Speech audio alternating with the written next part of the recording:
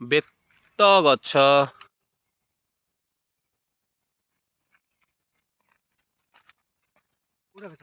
ବେତ ଗଛ ଏଇଟା। ବେତ ଗଛ ଦେଖିନୁ ଆଲୁ? ଏଇଟା କି ଗଛ କହିଲୁ? ଦେବଦାରୁ ଗଛ, ପରଫେକ୍ଟ କହିଲି। ବର ଗଛ, କଣ୍ଟେଇ କୋଳି ଗଛ, ଲାଜକୋଳି ଗଛ, ପୁରା ନେଚୁରାଲ ଜାଗାଟା ଏଇଟା। ଏଇଠି ସବୁ ପ୍ରକାରର ଗଛ ଅଛି। ଶାନ୍ତିରେ ଆସିକି କଣ୍ଟେଇ କୋଳି ଖାଇବ।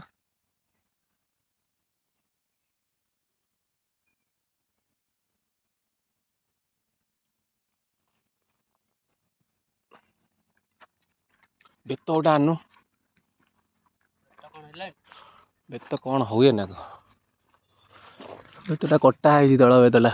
ଏଇ ତଳ କରୁ ଗୋଟେ ଯଦି ମିଳିଯାଆନ୍ତା। ପୂଜା ହଉଛି ରେ। କଣ ପୂଜା ହଉଛି? ତୁ ସେ ବେଲ ଖାଇଦେଲୁ? ଭଲ ଲାଗିଲା? ଆଉ ଗୋଟେ ବେଲ ତା ଆଗରେ ପଡିଥିଲା, ନେଇ ଆସି ଖାଇଦେଲୁ।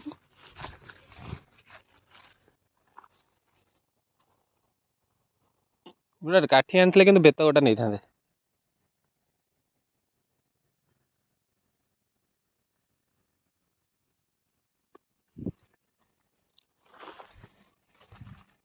ଏଇଟା କି ଗଛ ଜାଣିଛୁ? କହିଦବୁ ଯଦି ତୁ ଯାହା କହିବୁ ମୁଁ ସେଇଆ କହିବି। ମୁଁ ଜାଣିବି ତମ ସିଆଡେ ଗଛ ଅଛି। ଇସ ପରଫେକ୍ଟ ଆନ୍ସର। ମୟୂରଭଞ୍ଜରୁ ଆସୁଥିବା ଭାଲୁ ଏଠି ପ୍ରତ୍ୟେକଟି ଗଛର ଉତ୍ତର ଠିକ ଦେଇଛି। ତାହେଲେ ତ ମୟୂରଭଞ୍ଜରେ ବି ଏଇ ସବୁ ଗଛ ଅଛି ନା? କିଛି ନାଁ ଫାଁ ଚେଞ୍ଜ ନାହିଁ। ମୁଁ କହୁଛି ଧଳାଙ୍ଗଟା ତୁ ଚିହ୍ନି ନଥିବୁ। କଣ୍ଟେଇ କୋଳି କି ତୁ ଚିହ୍ନିଛୁ, କଣ୍ଟେଇ କୋଳି ବୋଲି?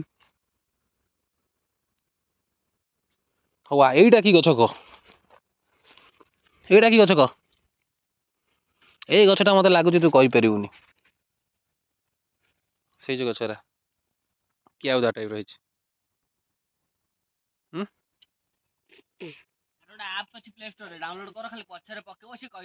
କୋଉ ଗଛ କହ? ଏଇଟା ହଉଛି ଅନ୍ନପୂର୍ଣ୍ଣା। ଅନ୍ନପୂର୍ଣ୍ଣା ଗଛରେ ବାସୁନି କାହିଁକି? ନାଇଁ କି ପକେଇଛି ଅନ୍ନପୂର୍ଣ୍ଣା? ଅନ୍ନପୂର୍ଣ୍ଣା ଗଛ ସେଟା। ଆଉ ସିଜୁ ନା ଆଉ କଣ ଦେଖିବୁ? ଅନ୍ନପୂର୍ଣ୍ଣା କ୍ଷୀରରେ ପଡେ, ଭାତରେ ପଡେ, ସବୁଠି ପଡେ। କିନ୍ତୁ ଆରେ ସେ ମହକେଇ ଦେବା ପାଇଁ ତ ଏଇଠି ପକା ହେଇଛି ଗଛକୁ। ସେ କାଇଁ ମହକୁଛି? ଅନ୍ନପୂର୍ଣ୍ଣା ଗଛ ତୁ ନିଜେ କହ, ସେଣ୍ଟ ଆଉ ବାସୁଛି? ହଁ ବାସୁଥିବ।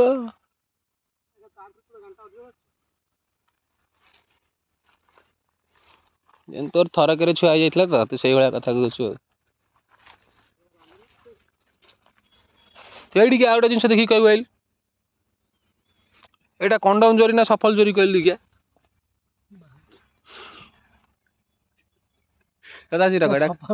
ସଫଲ ଜରି କେମିତି ଜାଣିଲୁ ସଫଲ ଜରି? ତାମାନେ ତୁ କଣ୍ଡମ ଜରି ବହୁତ ଖୋଲିଛୁ।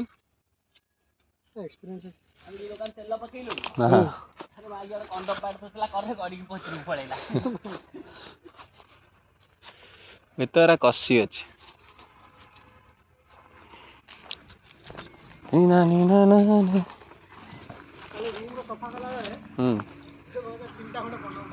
କୋଉଠୁ କେମିତି?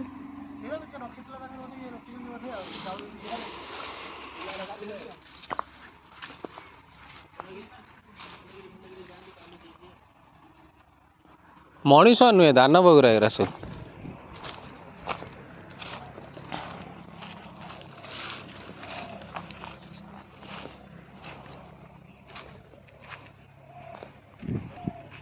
ନନା ଏଠି କୋଉ ମହାପୁରୁଷ ଅଛନ୍ତି? ମହାପୁରୁଷ କିଏ ଅଛନ୍ତି ଏଠି? ବାନାମର ଗୋସାମୀ ଅଛନ୍ତି। ଆପଣଙ୍କର ଏଇ କେତେ ସେ କଣ ତାଙ୍କର? ଆମେ ଯାଉ ଆସୁ ସବୁବେଳେ ଦେଖୁ ଏଇ ବାଟ ରାସ୍ତାରେ। ମୁଁ ଯାଉଥିଲି କାମ ଥିଲା, କହିଲି ଚାଲ ଯିବା ଏଇଟା ଦେଖିବା। ବାପା ଇଏ ବହୁତ ପୁରୁଣା ଜିନିଷ। ଏଠି କେତେ ଅଛି, କେତେ ଜପି ତପି ଗଲେଣି। ଆଉ ଏମିତି ରହିବା ଅପେକ୍ଷା ଆସିକି ଟିକେ ଫୁଲ ପାଣି, ଟିକେ ଓଳା ପହଁରା ଏତିକି କରିବା କଥା ଆଉ କଣ। ହଁ ଏତିକି ତ ରାସ୍ତାରେ ତ ଭକ୍ତି ବିଶ୍ୱାସ ଆଉ ତାଠୁ ଆଉ କଣ। ଇଏ ବାନାମରୀ ଗୋସ୍ୱାମୀ ବୋଲି ବାନାମର ଗୋସ୍ୱାମୀ, ନଛାମର ଗୋସ୍ୱାମୀ ବୋଲି ପୂଜା ଅର୍ଚ୍ଚନା ତାର ସେମିତି ଚାଲେ। ତିରୁଣୀ ଅମାବାସ୍ୟାକୁ ଟିକେ ଏଠି ଯଜ୍ଞ ଟିକେ ହୁଏ। କେବେ କହିଲେ ଏଟା? ତିରୁଣୀ ଅମାବାସ୍ୟା ଏମିତି ଆଉ। ନହେଲେ ପୀଠର ବହୁତ ଅଛି, କିନ୍ତୁ ପୀଠକୁ ସଜ ନାହିଁ। କାହିଁକିନା ସେମିତି କାହାର ସେମିତି ଉତ୍ସାହ ନାହିଁ କି ତାର ସେମିତି ତା ପ୍ରତି ତାର ଆସିବ ସମୟ ଆସିବ ସବୁ ଜିନିଷ ଆସିବ।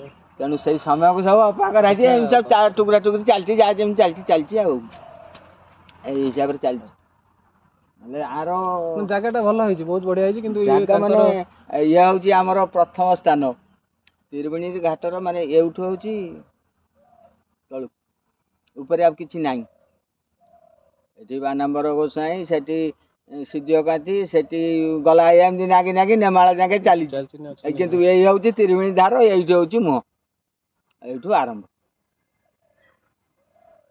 କଣ କରିବା ଆମ ପ୍ରଶାସନ ତ ସେମିତି ସବୁ ଲୋକ ତ ସେମିତି ଯୋଉଠି ଜାଗା ନାହିଁ ସେଠି ମାଟି ପୋତି ଏଠି ଏତେ ଜାଗା ଏମିତି ଅଛି ଖାଲି ବାଉଣ୍ଡ୍ରିଟା ବୁଲେଇ ଦେଲେ ତା ଜାଗାଟା କଥା ଦୋସରା ହେଇଯାନ୍ତା ନାଇଁ ହେଇଯିବ ଜାଗାଟା ଛାଁ ଛାଁ।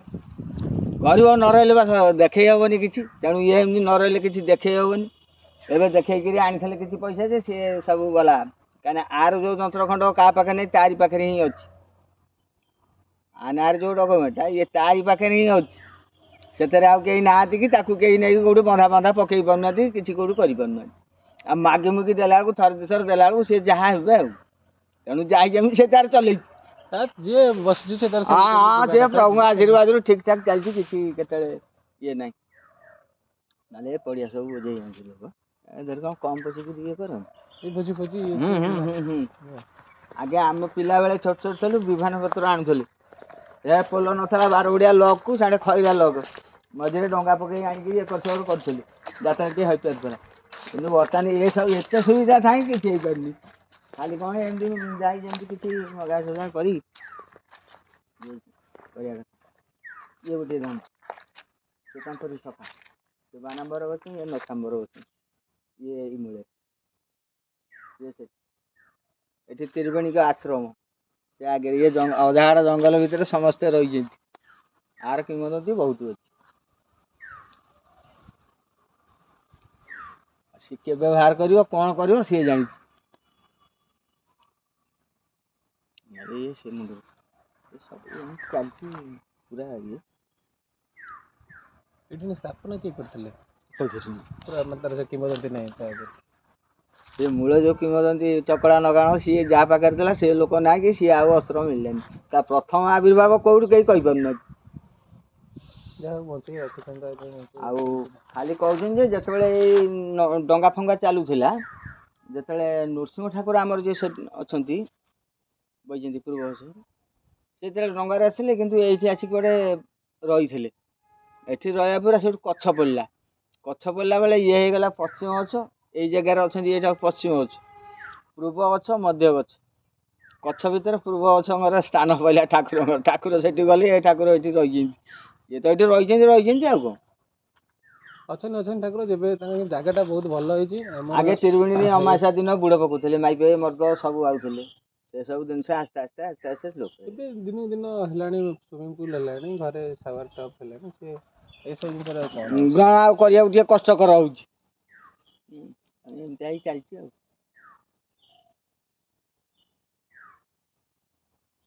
ସେଇ ତିରୁବଣୀ ଅମାବାସ୍ୟା ଦିନ ଟିକେ ଦେଖିଆ ଆସିବ। ଆମେ ତ ପ୍ରାୟ କଟକରେ ରହୁଛୁ ଯିବା ଆସିବା ଏଇବାଟେ କରୁଛୁ। ତମେ ଥରେ ଦୁଇ ଥର ଗଲେଣି ଅନଉଛ ମୁଁ ଦେଖୁଛି ଝିଅ ଗଲାବେଳେ। ମୁଁ କୋଉଠି ଏଇଠି ତ ମୁଁ ପ୍ରାୟ ଟାଇମ୍ ଗଲାବେଳକୁ ଭାବେ ଏକା ଯାଉଥିବି ରହିଯିବି କି ଆସିବି କ'ଣ କରିବି। ତମେ ଥର ବ୍ରେକ୍ ମାରି ଯାଉଛ କିନ୍ତୁ ଆସିନି କେବେ ସାଙ୍ଗରେ 2 ଜଣ ଥିଲେ ମୁଁ କହିଲି ଆଜି ବୁଲିକି ଯିବା କ'ଣ ଭିତରେ ଅଛି। ଆଉ କଟକ ଏଇ ବାଟେ ମାନେ କହିଲା ଭଳିଆ ମାସକୁ 40 ଥର ଯିବା ଆସିବା କରୁଛି ଦିନକୁ କେତେବେଳେ 2 ଥର ବି ହେଇଯାଉଛି। କିନ୍ତୁ ଏତେ ଦିନ ହେଲାଣି ଏଠି ଗୋଟେ ଯାଇ ହଉନି। ତମେ ବହୁତ ଥର ଛକି ନା ମୁଁ ଗାଡ଼ି ଠିଆ କରିଛି ସେଇଠି ଗାଡ଼ି ଠିଆ କରିଛି ସେଇଠି ଠିଆ ହେଇଥିବି ଦେଖିବି ହେଲା ଚାଲୁ ଦେଖିବା କ'ଣ ହଉଛି କ'ଣ କେମିତି ଚାଲିଛି। ଦେଖିବା କେବେ ଭୋଜି ଫୋଜି ଗୋଟା ହଉଛି କ'ଣ ନା ହେଲେ ଆସିବୁ ଥିବେ କୋଉ ଟାଇମ୍ ଗୋଟେ କୁହନ୍ତୁ କେତେବେଳେ କ'ଣ ଭଲ ଦିନ ଗୋଟେ କହୁନଥିଲେ ଆସିବୁ ଭାରି। ମୁଁ କାଲି ଟିକେ କଥା ହୁଏ ଛୁଆଙ୍କୁ ସେ ଛୁଆ ଯିଏ ବୋଉଛନ୍ତି ଉଠୁଛନ୍ତି ମୁଁ ଗଲା ପରେ ସେମାନଙ୍କୁ କହିଲେ ସେ ସବୁ ସୁବିଧା କିଛି ଅସୁବିଧା ନାହିଁ। ପାଣି ତ ଟ୍ୟୁବଲ୍ ସେଠି ଅଛି ସବୁ ସୁବିଧା ଅଛି। ମୁଁ କିଛି ଆମର ସବୁ କ୍ୟାମ୍ପ ଫ୍ୟାମ୍ପ ଅଛି ଆମେ ସବୁବେଳେ ବୁଲିକି ଠାକୁର ଫାକୁର ଯୋଉଠି ଆମେ ଯାଉ ସବୁବେଳେ। ଆଉ ତାହେଲେ ଏଠୁ ବି ପିଲା ଅଛନ୍ତି ଡାଇରେକ୍ଟ ଗୁପ୍ତେଶ୍ୱର ଗୋଟିଏ ଦିନରେ ବାହାରି ଯାଇ ଗୁପ୍ତେଶ୍ୱର ପହଞ୍ଚିବେ। ଆମ କ'ଣ କୋଉଠି କେତେବେଳେ ମଣିଷ ଜୀବନ ପାଇଛ କେବଳ ମୃତ୍ୟୁର ଅପେକ୍ଷାରେ ବଞ୍ଚିଛ ଆଉ ମୃତ୍ୟୁର ଅପେକ୍ଷାରେ ବଞ୍ଚିଛେ କିନ୍ତୁ ତା ମୃତ୍ୟୁରେ ମୃତ୍ୟୁ ଅଛି କିନ୍ତୁ ଏମିତି ମୃତ୍ୟୁ ଅପେକ୍ଷା କର ଯେମିତି ମୃତ୍ୟୁଟା ଯେମିତି କୋଉଠିକି ଇଏ ନ ହଉ। ରହିବନି କେହି କାହାକୁ। ଆମେ ତ ସବୁ ମୃତ୍ୟୁ କରିବା କିନ୍ତୁ ମୃତ୍ୟୁ ଭଳିଆ ମୃତ୍ୟୁ ବରଣ କରିକି ଯେମିତି ଯିବା ସମୟ ନ ଆସିଲେ ଭଗବାନ ତମକୁ ନେଇପାରିବନି କି ସମୟ ଥିଲେ ଭଗବାନ ତମକୁ ରଖିପାରିବନି। ସେମିତି କଥା। ତ ଆମେ ଯାହା କର୍ମ କରୁଛୁ ଗୋଟାଏ ଜିନିଷ ଠିକ୍, ଆଉ ସେଣିକି ଭକ୍ତି ଆଶା ଶକ୍ତି ଇଏର ସବୁ ଯାକ ମାନେ କଣ କହିଲ ନିଜ କର୍ମ ସାଙ୍ଗରେ ଜଡ଼ିତ। ତମ କର୍ମ କଲେ ଇଚ୍ଛା ହେଲେ ଭକ୍ତି କର, ଇଚ୍ଛା ନହେଲେ ନ କରିବ। କିନ୍ତୁ ଏଇଠି ଆମର ଏତେ ଡେଭଲପ୍ ହେଇକି ବି ଏ ଜାଗା ଗୁଡ଼ା କିଛି କରୁନାହାନ୍ତି। ନା ସେଠି ଗୋଟେ ଆଗରେ ପଳାଶ ବଣ ଅଛି, ଆର ପଛକୁ ସେଠି କିଏ ଅଛନ୍ତି? ସେଠି ସେମିତି ଜଣେ ଆସିକି ସେ ତାର ପୂଜା ପୂଜି କରିକି ଯାଉଛି। ସେଠି ବି ସେଇଆ। ତାପରେ ଇଏ ଗୋଟେ ରାସ୍ତା ଅଛି ନା ଚାଲିକି ଯିବା ପାଇଁ ସେ ଭିତରେ? ନାଇଁ ସେଇ ନାଳ ମଧ୍ୟରେ ଯିବାକୁ ପଡ଼ିବ। ଠିକ୍ ସେଇ ନାଳ ମନ୍ଦ କରରେ ବା। କରରେ ତ ସେଇ ଯୋଉ ମହାଦେବ ମନ୍ଦିର ଅଛନ୍ତି ସେ ପାଖରେ ତାରି ଏ ପାଖ ପଟ ଯୋଉ ପଳାଶ ବଣ ଟୋଟାଲଟା ହେଇଛି। ଏଠି ବେଲ ବଣ, ସେଠି ପଳାଶ। ସେଠି ପଳାଶ ବଣ, ତା ଆଗକୁ ଯିବ ତୁଳସୀ ବଣ, ବଣେର ବଣ, ବିଭିନ୍ନ ବଣ, ନେମାଳ ଯାକେ ବଣ। କୋଉ ବଣକୁ ସମ୍ଭାଳିକି ଯାଉଛ ଯା। ନହେଲେ ଆସିବୁ ଆମେ କାଲି ପନ ଭିତରେ ଆସ। କତବାଟା ଆସିବୁ ଆଉ।